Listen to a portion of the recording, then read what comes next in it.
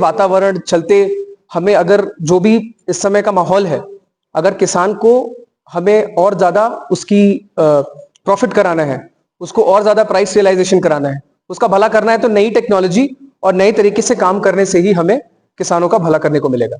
तो आइए इसी पहल में आप देखेंगे कि जैसा कि हमारे जोनल मैनेजर ने नरेश साहब ने आपको बताया और कि company is investing in biological में इन्वेस्ट कर रही है।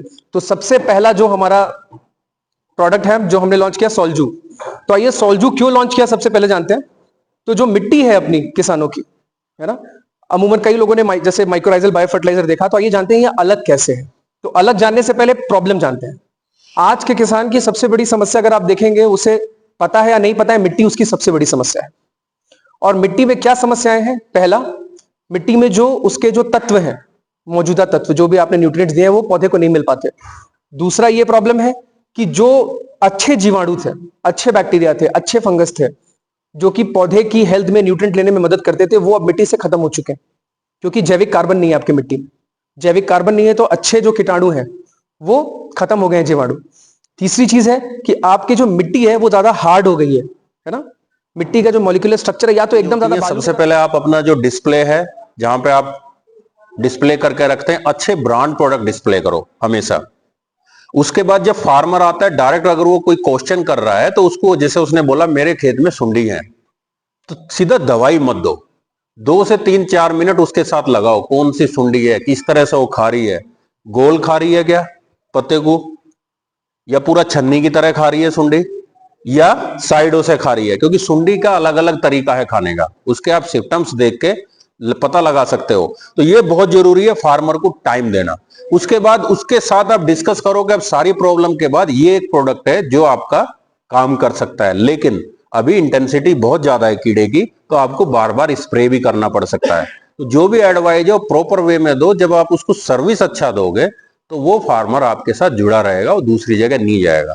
सेकंड, जो भी आज आपने प्रोडक्ट देखे यहाँ पे लॉन्च हुए हैं, 7-8-9 प्रोडक्ट जो हमने लॉन्च किए हैं, उसका मिनिमम 1 केस का ऑर्डर आप जरूर दो। जैसे सोल्जू ग्रेन वाला है, 5-6 केस दो, लोगों को नीचे जमीन में डलवाओ, उनको बोलो कुछ एरिया में डालो, कुछ एरिया छोड़ो। इन प्रोडक्टों के साथ अगर आपको जल्दी रिजल्ट चाहिए, कुछ डेमो भी लगवाओ। बट फार्मर अगर आपके पास 2 एकड़ का आता है, तो 2 एकड़ के लिए अगर वो कन्वेंस नहीं हो रहा, तो आप 2 कनाल, 3 कनाल, छोटा बीघा, उसके लिए दो, और उसको बोलो कि मेरे को अगली बार जब आप आओगे, मेरे हिसाब से इस प्रोडक्ट को आप यूज करो, अगली बार जब आओगे तो मैं आपसे पूछूंगा कि आपको रिजल्ट कैसे लगे।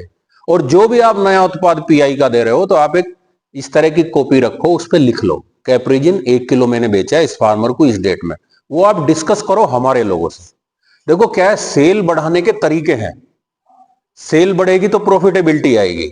अगर हम वही सेल पिछले 10 साल में अपनी दुकान की कर रहे हैं, तो खर्चे जो है 4 से 5% महंगाई ऑलरेडी है हर साल। आप उस लेवल का सेल करके आप नहीं प्रॉफिट जनरेट कर सकते, ग्रोथ नहीं ले सकते बिजनेस की। तो आप उसका फिर उसके बाद हमारी टीम है, उसको बोलो मेरे यहां से टमाटर 2 फार्मर इस डेट में लेके गए हैं, प्लीज 4 से 5 दिन में विजिट करिए। इस तरह से ब्रांड बनते हैं। फिर वहां पे आप फील्ड डे कराओ।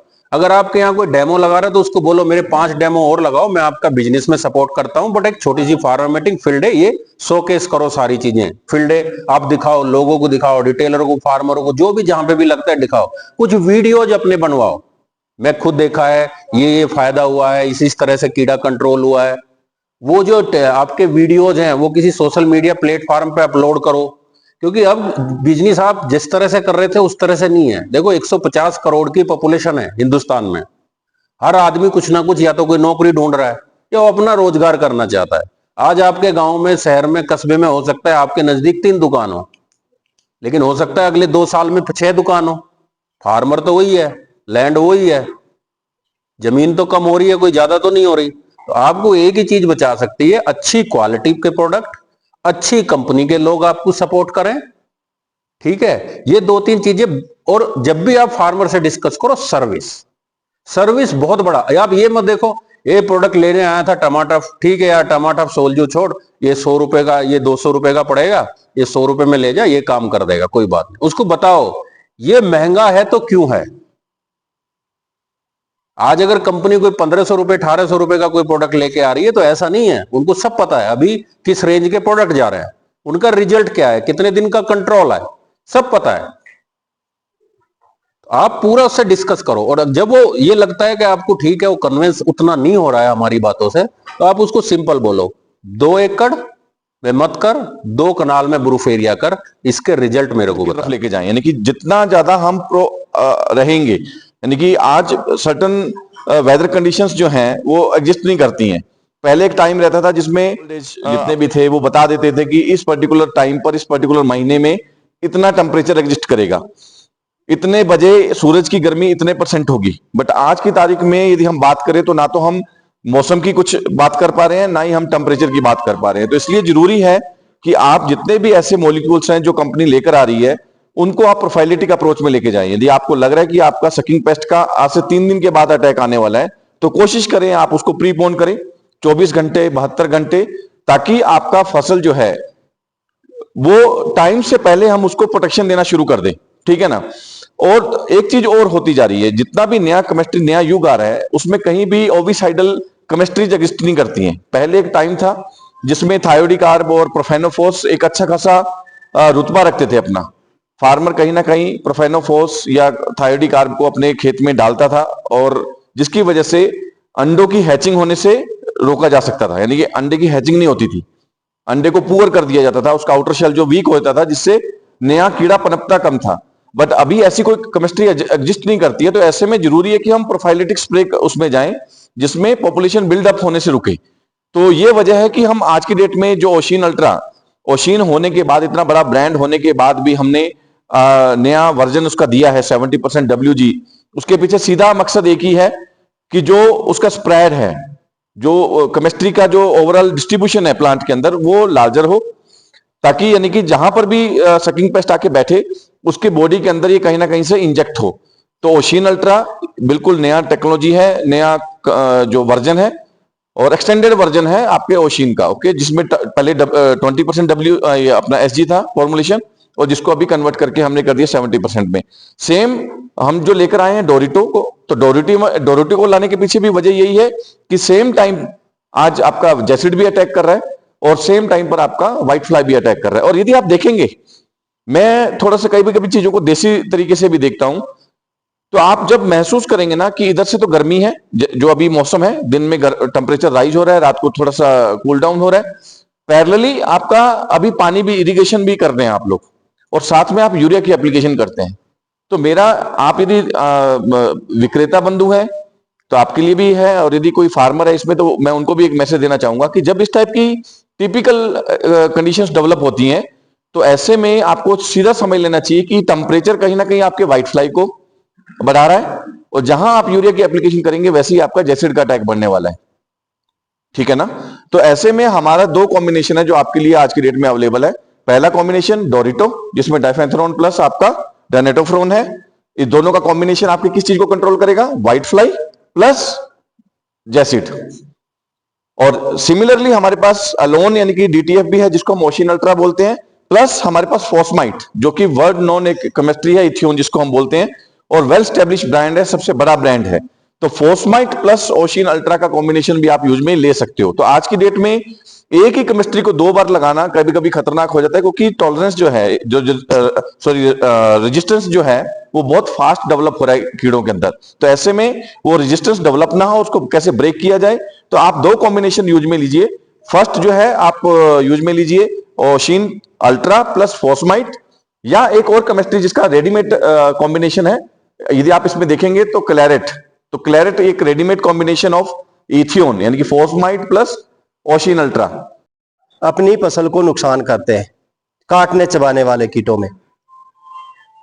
अगर आप देखेंगे स्पोडोप्टेरा और DBM में अंतर, जैसे ही हम खेत के अंदर घुसते हैं, अगर वहां पे स्पोडोप्टेरा का अटैक है तो आपके गोभी का जो पत्ता है वो पूरा छलनी किया हुआ मिलेगा, क्योंकि स्पोडोप्टेरा का जो कीट है वो झुंड में रहते हैं और वो उसका जो क्लोरोफिल है उसको खुरच के चूस लेते हैं, सिर्फ आपको उसकी जाली नजर आएगी। यदि वहां पे DBM का अटैक है, DBM जो है वो हमेशा गोल काटती है, अगर आपके गोभी के पत्ते पे गोल काटा हुआ नजर आए, इसका मतलब उसमें डीबीएम का अटैक हुआ है। तो ये हमें पता होना चाहिए कि किस कीट ने काटा है। तीसरा, जैसे मैंने बताया था, फ्रूट बोरर या जिसको हम हेलियोथिस बोलते हैं। ये जो हेलियोथिस है ये पॉलीफेगस कीट होता है, यानी ये हर तरह की फसल में आपको मिलेगा। फ्रूट बोरर इसलिए बोलते हैं क्योंकि ये फ्रूट में छेद करके अंदर घुस जाता है। अदरवाइज जब फ्रूट नहीं होता है तो ये पत्तियों को भी खाता है, और ये जिस साइड से खाना शुरू करता है पत्ती को, पूरी पत्ती को खाता है। ये ना कोई गोल घेरा बनाएगा, ना वो जालीदार बनाएगा, ये तो एक साथ चलेगा। इसकी जो लास्ट इंस्टार होती है वो तो एक जगह पड़ी रहती है, लेकिन छोटे वाले जो फर्स्ट सेकंड इंस्टार होती है वो सबसे ज्यादा नुकसान करती है, और ये कभी भी आपको झुंड में नहीं मिलेगी। फ्रूट बोरर या जिसको हम हरी इली बोलते हैं वो कभी झुंड में नहीं रहती, वो अकेली रहती है, और एक अकेली सुंडी जो है वो आपके पूरे पौधे पे जितने फ्रूट लगे हुए हैं सबको नुकसान कर सकती है। तो इन सब कीटों के लिए जो काटने चबाने वाले हैं उसके लिए एक नई केमिस्ट्री लेके आए हम, जिसका नाम है परसिडो, जिसके अंदर टेक्निकल है साइक्लानिलीप्रोल। इससे पहले आप कोराजन यूज करते थे, ठीक है, उसकी ये उससे ऊपर की केमिस्ट्री है।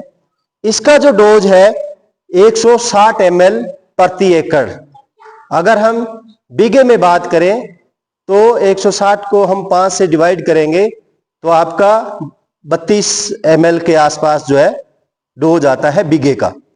अगर हमारी 2 टंकी लग रही है तो हम 15 ml पर टंकी के हिसाब से उसका छिड़काव करवा देते हैं। अब यह है कि हर कीट का एक ईटीएल लेवल होता है, जिसको हम बोलते हैं इकोनॉमिक थ्रेशोल्ड लेवल।